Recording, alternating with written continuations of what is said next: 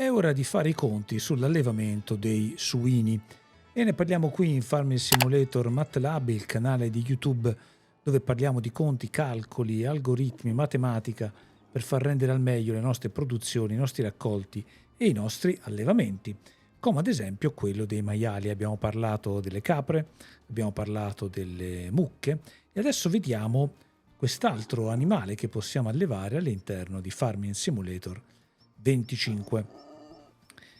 Cominciamo subito e ci chiediamo perché allevare i maiali.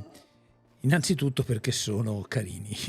Se non dovessimo pensare che alla fine li stiamo allevando per ingrassarli e poi mandarli al macello, perché questo possiamo fare in Farming Simulator, possiamo dire che alla fine sono carini, sono puliti, sono simpatici, hanno dei bei rumori e li possiamo allevare per quello, ma soprattutto li alleviamo perché appunto c'è un forte dislivello fra il costo di acquisto e il costo di vendita. Il costo si moltiplica per 5 volte. Adesso vedremo l'evoluzione dei costi. E poi il maiale ci può produrre liquami e letame. Vediamo subito questo primo schema, eccolo qua. Il maiale, i suini ci possono tirar fuori 65 litri di liquami al mese. Si parla di un maiale adulto, ma alla fine arrivati a 4 mesi i maiali sono già a pieno regime, e concime letame per 35 unità al mese, che vuol dire 780 l'anno e 420 l'anno. Che cosa ci chiedono in cambio? In cambio ci chiedono cibo, e un maiale adulto mangia 60 unità di cibo al mese, e parliamo fra un attimo del cibo, e della paglia necessaria per fare il liquame ne consuma 20 unità al mese ogni singolo maiale. Una delle cose più interessanti per i maiali è il cibo. In questo contenitore qua, che si può scaricare qui, si può mettere il cibo per maiali. Qual è il cibo per maiali? Allora andiamo a vederci da un'altra tabella. Eccola qua. Allora un maiale si mangia o i sacchetti di cibo preconfezionato che troviamo allo shop. Andiamoli a vedere. Qui nei sacchi. Questo cibo per suini è perfettamente bilanciato, costa 1.000 euro, stiamo giocando a difficoltà normale, costa 1.000 euro e ci lascia 1.000 litri di cibo. Ricordo, un maiale ne consuma 60 al mese. Oppure, qui possiamo andare a scaricare, oltre appunto che il cibo per suini, possiamo andare a scaricare il cibo singolo, che vediamo subito qua. Allora togliamo un attimo lo schermo. Ecco, vedete qui a destra questo allevamento, eccolo qua, vedete ha una capacità totale il cibo, poi c'è il cibo base, cereali, proteine e radici eduli. Cibo base vale il 50%, cereali il 25%, proteine il 20% e radici eduli il 5%. Che cosa sono questi cibi? Allora, il manuale ci dice qualcosa, ma non ci dice tutto. Io ho raccolto le informazioni che ho trovato qui. Il cibo base si intende il mais e il sorgo. È il cibo base del maiale, conta il 50%, è fondamentale anche per far crescere i piccoli. Poi i cereali sono frumento o orzo, valgono alla stessa maniera, 10 litri di frumento valgono 10 litri di orzo senza nessuna differenza. Le proteine possono essere la colza, la soia e i girasoli, e queste valgono il 20%. Le radici sono le barbabietole da zucchero e le patate. In realtà anche carote e pastinaca, che adesso da qui ho tolto perché sono un pochino più difficili da coltivare, richiedono più lavoro in fase di raccolto. Non so se vale la pena darle ai maiali una volta che le abbiamo raccolte. Comunque ci sono anche loro come radici, effettivamente sono tuberi esattamente come le barbabietole e le patate. Cosa vuol dire questa divisione? Vuol dire che noi dovremmo, all'interno di questo contenitore, portare il cibo in maniera proporzionale. Vedete che questa è la stalla più grande del gioco, tiene 85.000 litri di cibo. Quindi vuol dire che essendo i cereali il 50% del fabbisogno, quindi il maiale quando mangia le sue 60 unità, 30 sono di cibo base, vuol dire che di quelle 85.000 litri bisogna metterne dentro 42.500, esattamente la metà del totale, in modo che il maiale quando mangia abbia sempre la sua proporzione di cibo base, i cereali, le proteine e le radici.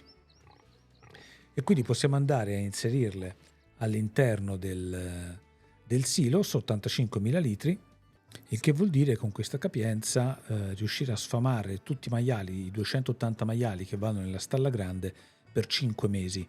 Quindi è una capacità ottima per gestire questa stalla. Di paglia invece la stalla grande dei maiali ne tiene 45.000 litri, il che basta per 8 mesi di paglia. Quindi la gestione di questi animali è anche abbastanza semplice, perché riforneremo il cibo ogni 5 mesi, la paglia ogni 8 mesi e non dovremo pensare più a niente. Come si fa però il cibo? Allora andiamo a vedere, perché il cibo chiaramente, ripeto, si può comprare sfuso, quindi 85.000 litri di capienza vuol dire comprare 85 sacchi da 1.000 litri, si pagano 1.000 euro l'una, con 85.000 euro riempiamo questa stalla.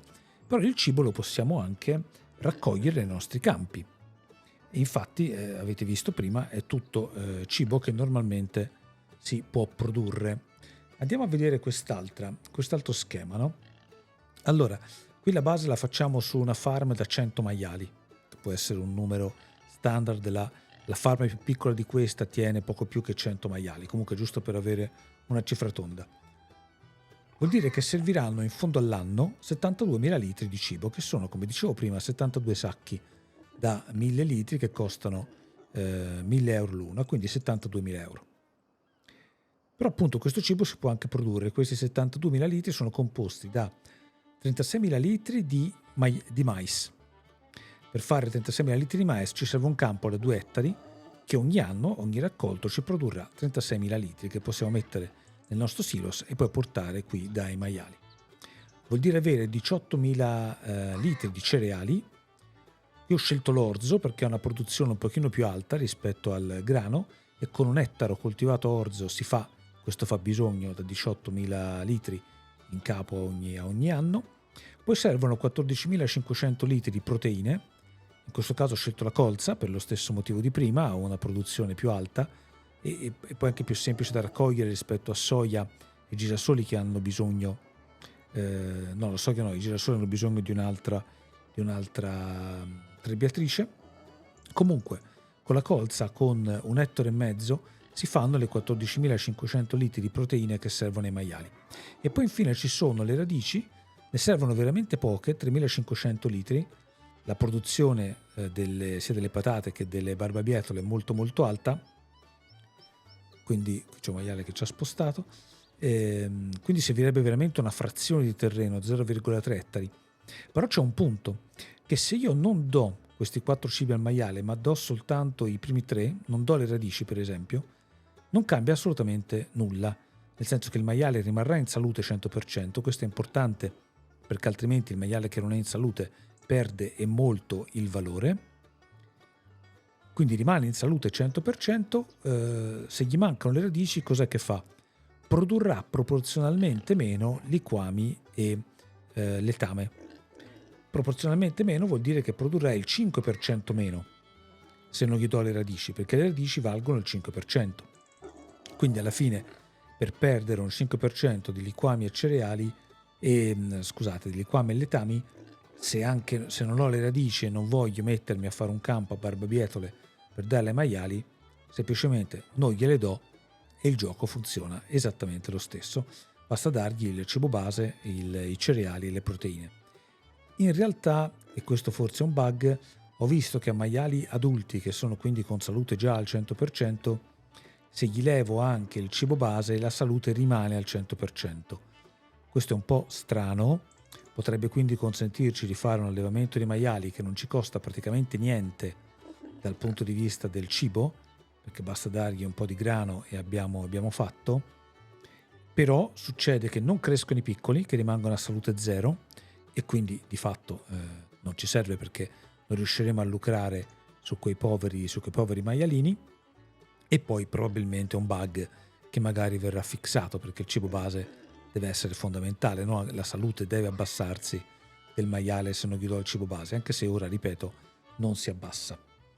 Comunque, volendo ipotizzare di giocare appunto pulito, diciamo così, io devo riempire la mia stalla per 100 maiali con 72.000 unità di cibo, di cui 36.000 fatti dal mais, che con 2 ettari li produco, 18.000 fatti dall'orzo, che con 1 ettaro li produco, 14.500 fatti dalla colza, che con 1 ettaro e mezzo li produco, e poi se voglio, se ce l'ho, anche un po' di barbabietole giusto a riempire la stanza.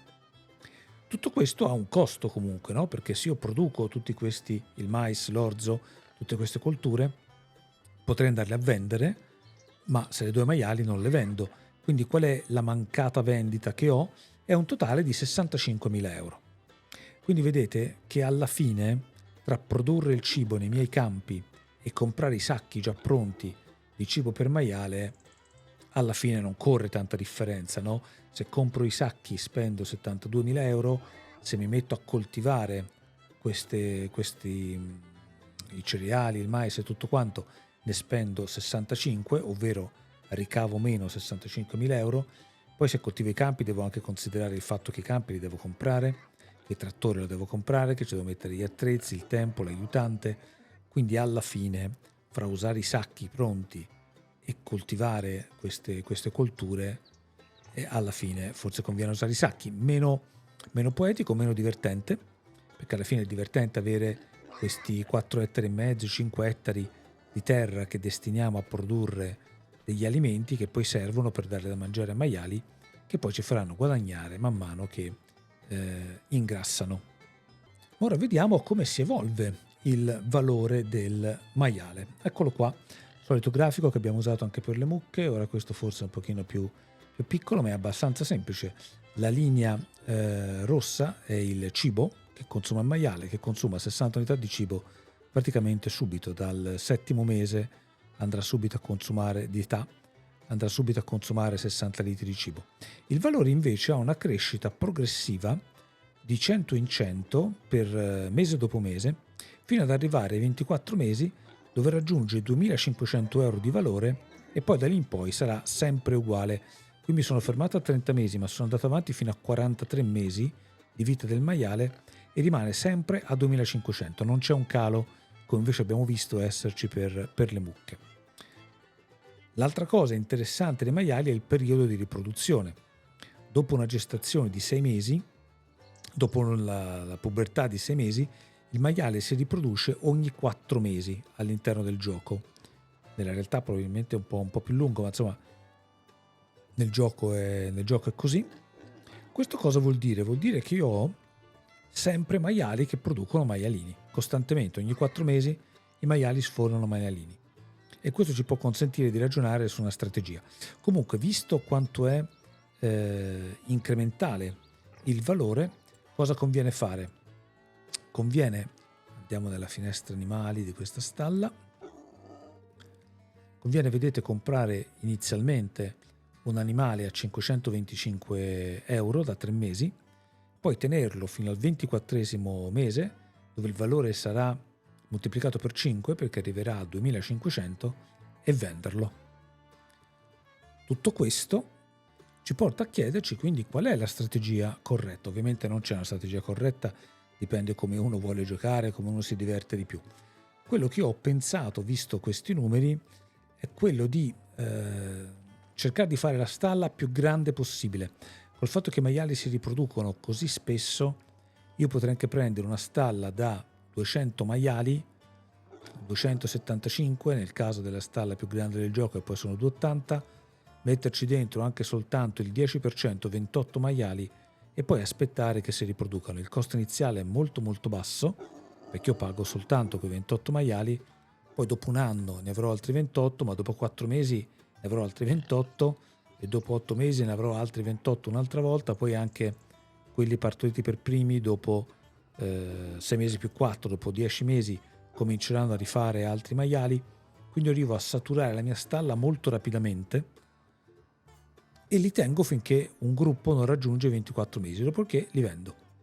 Come faccio a fare stalle grandi? Allora, la stalla più grande del gioco è questa, costa 164.000 euro, TN275 è scritto lì, perché credo sia scritto in menu di costruzione, però poi una volta messa giù, questa per esempio mi tiene 280 esemplari. E anche una capienza, l'abbiamo vista prima, di cibo e di paglia molto buona, che ci consente di non perdere troppo tempo dietro ai maiali. Però se io volessi potrei fare quello che ho fatto qua giù, per cui butto giù una stalla, certo. Perché non un pascolo? Perché il pascolo mi pone il problema dell'acqua, per cui se io faccio un pascolo di maiali posso farlo, quindi senza la stalla, il pascolo, l'altra opzione che abbiamo per coltivare maiali, va bene, spendo pochissimo peraltro, però poi ho il problema di dover sempre approvvigionare di acqua i maiali. Questa cosa è un po' antipatica, fa perdere un po' di tempo, poi ciascuno ovviamente fa come vuole. Quindi io preferisco mettere giù una stalla che mi costa 164.000 euro. Questa però nello specifico me ne è costata 200 perché cosa ho fatto? Ho preso un intero campo da circa 2 ettari, eccolo qui, ho messo giù la mia stalla, poi ho personalizzato la recinzione facendola il più grande possibile. Ora, vabbè, più grande fino a un certo punto, potevo farla ancora più grande, che mi copre i miei 2 ettari più o meno di campo, e in questo modo riesco a farci star dentro 390 maiali. Ovviamente potrei farla ancora più grande, su un campo ancora più grande, no? Potrei farla per esempio in questo campo qua, che sono mi pare quasi 4 ettari 3 ettari di campo, una cosa del genere, e chiaramente ci starebbero ancora più maiali, però serve un riferimento, insomma, giusto per finire. Quindi ho pensato a questa stalla che occupa circa 2 ettari, che mi tiene 390 maiali. A quel punto io cosa farei? La riempirei con 100 maiali, ma va bene anche meno, perché tanto, ripeto, figliano molto rapidamente, al contrario delle mucche. Comunque, se la riempissi con 100 maiali, spenderei 52.000 euro in partenza per comprarmeli, questi 100 maiali. Dopo 2 o 3 anni, quindi quando ho saturato la stalla, ho cominciato a vendere le prime generazioni, diciamo così, ecco che mi trovo con circa 1 milione di ricavi e 800.000 euro di costi. Attenzione, perché i costi comunque ci sono. Devo pagare la stalla, devo pagare i maiali iniziali. Questo è un costo che ho una volta sola, poi in realtà in tutti gli anni di gioco questo costo chiaramente non ce l'ho più, e devo pagare il cibo, che mi costa per 2 o 3 anni le cifre che abbiamo visto prima. Oppure potrei per questi 2 o 3 anni avere a disposizione 7 ettari da coltivare a mais, 3 ettari e mezzo da coltivare a orzo e 4 ettari, 5 ettari diciamo da coltivare a colza. Con questa dimensione di campi riesco a gestirmi una stalla da 390 maiali, dargli quindi da mangiare liberamente, avere quindi un po' di costi inferiori, perché non ho il costo del sacchetto del cibo, ma ho la mancata, diciamo, vendita di queste colture, e mi porto a casa il mio 1 milione di euro di ricavi. In più, con il liquame e con il concime che abbiamo visto i maiali producono, mi porto anche a casa 25 ettari fertilizzati. Cosa vuol dire? Vuol dire che con il liquame che producono 390 maiali in un anno riesco a fertilizzare 16 ettari grazie ai liquami, perché ne producono di più, e 9 ettari grazie al concime. Quindi mi troverò 25 ettari di campi che posso fertilizzare con gli scarti della produzione del maiale, che non è da sottovalutare. Non ho fatto il conto di quanto costa di fertilizzare 25 ettari, certamente non è una gran somma, però è comunque una cosa anche più divertente, più realistica, e poi dà proprio l'idea del fatto che del maiale non si butta via nulla, perché comunque lo prendiamo, lo alleviamo, facciamo la sua prole, poi lo vendiamo per una volta che è ingrassato, per guadagnarci, però poi riusciamo anche a utilizzare i liquami e il letame che producono anno dopo anno. Bene, abbiamo visto tutto, video tutto sommato abbastanza breve. Il maiale non è troppo complicato da allevare. Spero che sia stato un video interessante per voi, per chi già non conosceva questi numeri, o per chi comunque ha voluto ripassarseli. Se avete consigli o se avete notato errori nelle cose che ho detto, fatemele sapere nei commenti, e noi ci vediamo in un prossimo video.